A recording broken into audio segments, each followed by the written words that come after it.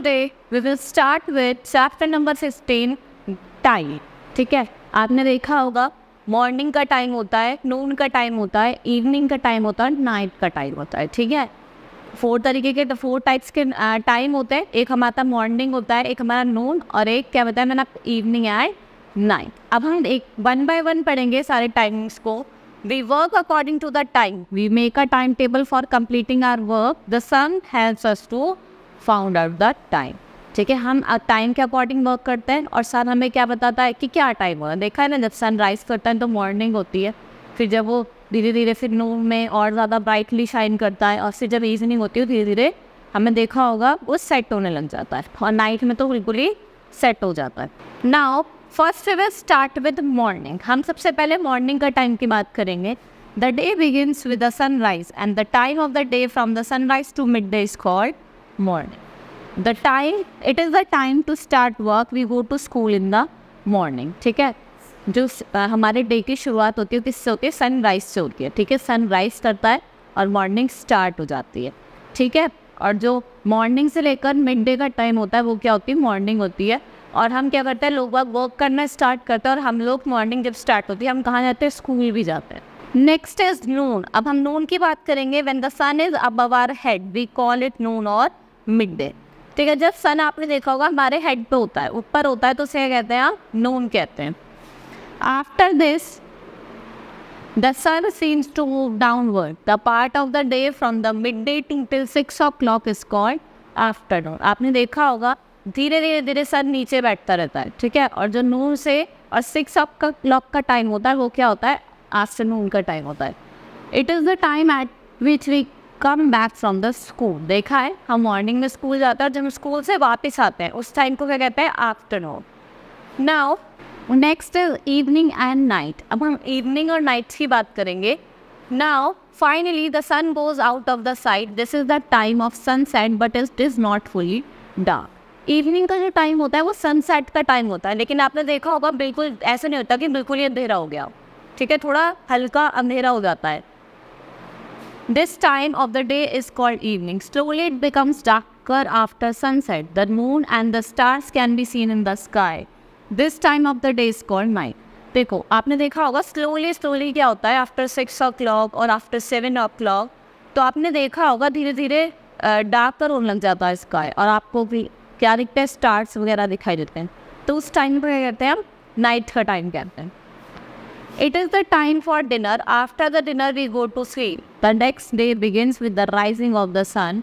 From one sunrise to next it is the one full day. ठीक है, फिर क्या होता है, नाइट हो जाती है, हम लोग डिनर करते हैं, फिर डिनर के बाद हम लोग स्लीप ले जाते हैं और फिर उसके बाद नेक्स्ट डे शुरू हो जाता है. फिर एज इट इज़ जैसे मैंने आपको बताया, फिर वही सनराइज तक क्या होता है वो पूरा एक डे. नाउ हम बात करेंगे क्लॉक और वॉच. ठीक है, क्लॉक आपने देखी होगी, आपके हाउसेस में भी होती है, आपके स्कूल्स में भी होती है, जो हमारी वॉल पर अटैच्ड होती है. ठीक है, वॉच हम क्या करते हैं, अपने हैंड्स में वियर करते हैं. ठीक है, now time can be measured by a clock और a watch. Nowadays we use a clock और a watch to know what's the time it is. It tells us the time in hours, minutes. देखो अब आपने देखा होगा हम time को measure करते हैं. ठीक है, और हमारी जो वॉच होती है वो हमें बताती है क्या टाइम हो रहा है, वो आवर में बताती है और मिनट्स में भी बताती है.